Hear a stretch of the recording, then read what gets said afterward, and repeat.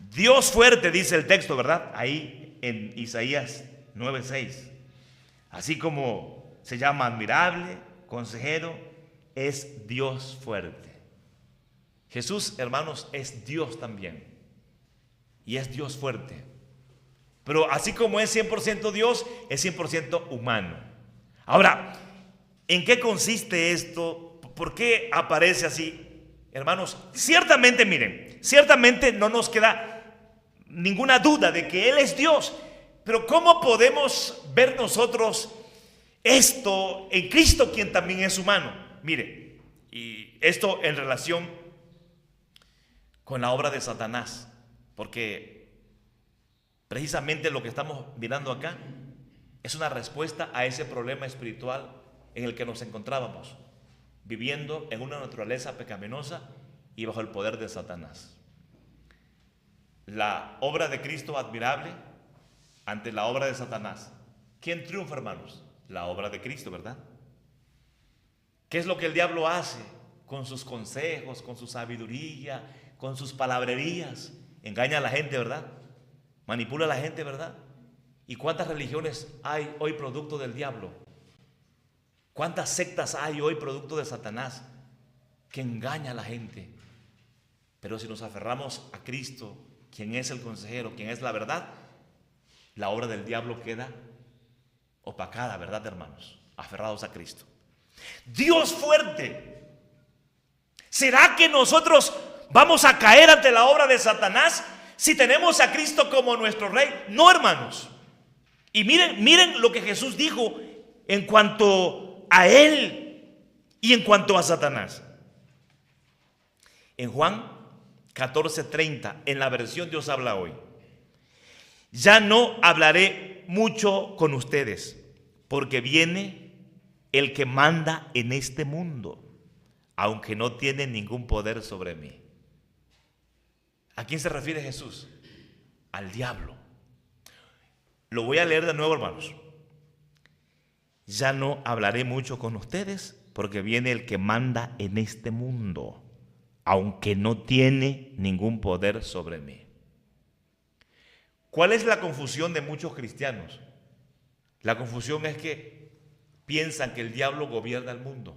No, aunque el texto dice el que manda en este mundo, no se refiere al mundo como creación de Dios, sino se refiere a las personas que espiritualmente están dominadas por una naturaleza pecaminosa.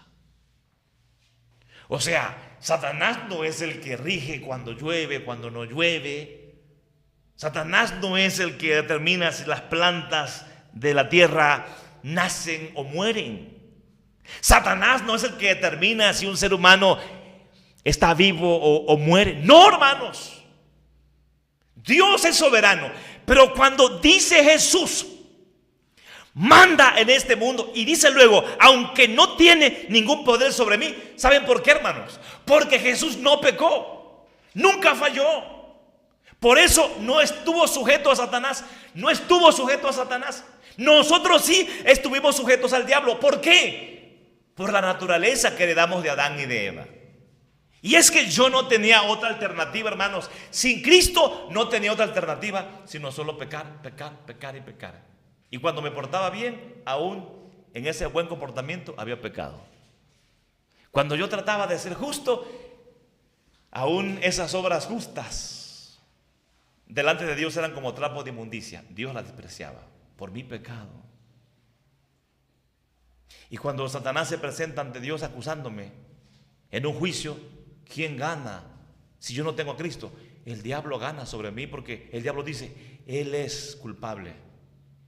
Y Dios dice, es cierto, no tengo otra alternativa más que mandarlo al infierno porque es culpable.